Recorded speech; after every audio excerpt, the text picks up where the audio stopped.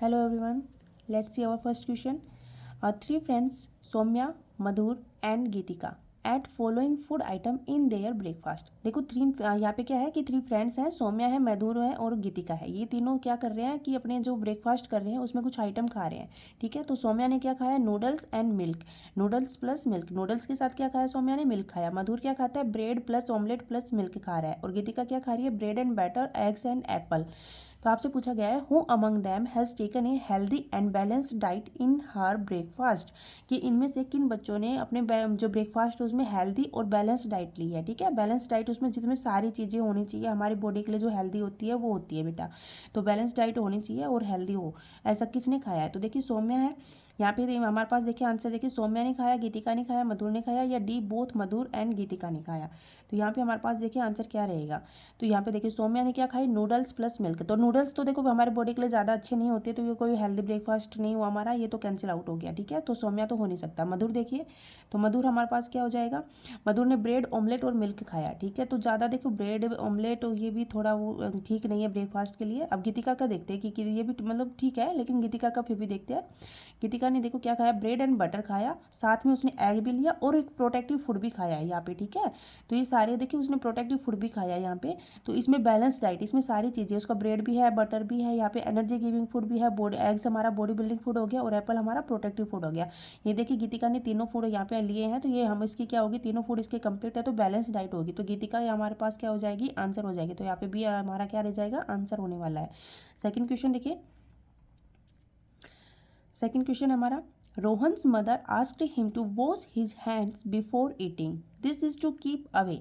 रोहन की मम्मा है ना, उनको उसको रोहन से क्या कह रही है, रोहन की मम्मा उसे कह रही है हम कुछ भी खाने से पहले कि अपने हाथ धो ले। क्या कह रही है कि कुछ भी खाने से पहले अपने हैंड वॉश करें। तो ये this is to keep away, तो ये जो उसकी मम्मा ने कहा है तो वो किससे दूर रखेगा। ठीक है, तो फ्लाइज से दूर रखेगा, डर्ट से दूर रखेगा, या फिर जो उसकी हैंड वॉश क्यों करनी चाहिए। ठीक है, या मॉस्किटो से दूर रखेगा, ऑल ऑफ दीज से दूर रखेगा। आपको ये चीज़ बताना है किससे अवे रहने वाला है। तो यहाँ पे हमारे पास जो आंसर रह जाएगा वो क्या हो जाएगा, यहाँ पे आंसर हमारा हो जाएगा, आंसर देखिए बी हो जाएगा।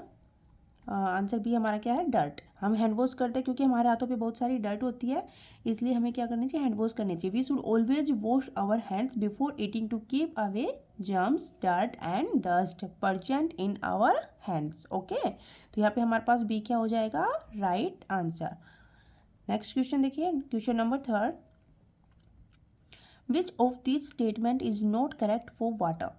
आपको बताना है कि वाटर के लिए यहाँ पे कौन से स्टेटमेंट जो है वो करेक्ट नहीं है। ठीक है, तो फर्स्ट स्टेटमेंट देखिए, water help to digest our food, बिल्कुल करेक्ट है कि जो वाटर होता है ना वो हमारे फूड को डाइजेस्ट करने में बहुत बिल्कुल हेल्प करता है। ठीक है, अगर हम हमारे शरीर में पानी की कमी हो जाएगी तो हमारा वाटर जो होता है, जो हमारा फूड होता है वो जल्दी से डाइजेस्ट नहीं हो पाता है। ठीक है, तो फूड को डाइजेस्ट करने में सबसे मेन काम किसका होता है, जो वो किसका होता है, वाटर का होता है। तो ये फर्स्ट स्टेटमेंट हमारी बिल्कुल क्या है, करेक्ट है। ठीक है, बीस देखिए, water help to keep our body cool, क्या वाटर जो होता है वो हमारी बॉडी को कूल रखता है, ठंडा रखने में हेल्प करता है। बिल्कुल सही बात है, वाटर जो होता है अगर हमने उसको अपनी क्वांटिटी में, सही क्वांटिटी में लिया है तो वो हमारी बॉडी को क्या रखता है, कूल रखता है। तो ये भी करेक्ट है।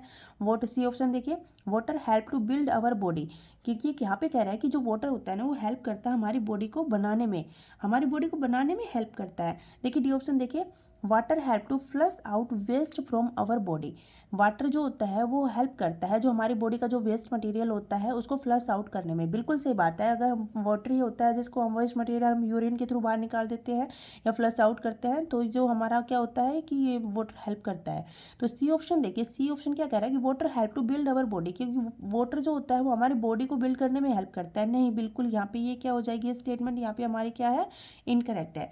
ठीक है, water is an essential part of our diet, water क्या है, एक एसेंशियल पार्ट होता है हमारी डाइट का, but it is not a body building food. Okay, ये कोई बॉडी बिल्डिंग फूड नहीं है जो हमारी बॉडी को बिल्ड करने का काम करेगा। तो यहाँ पे हमारा आंसर क्या हो जाएगा, सी हमारा आंसर हो जाएगा। नेक्स्ट क्वेश्चन देखिए, क्वेश्चन नंबर 4 देखिए, we cook food we cook food, हम खाने को क्यों पकाते हैं, हम खाने को क्यों पकाते हैं। फर्स्ट से देखिए टू मेक इट टेस्टियर, उसको टेस्टी बनाने के लिए। बी ऑप्शन देखिए to make it easy to chew, इसलिए उसको खाना हम इसलिए पकाते हैं ताकि हम उसको आसानी से चबा सकते हैं, च्यू कर सकते हैं।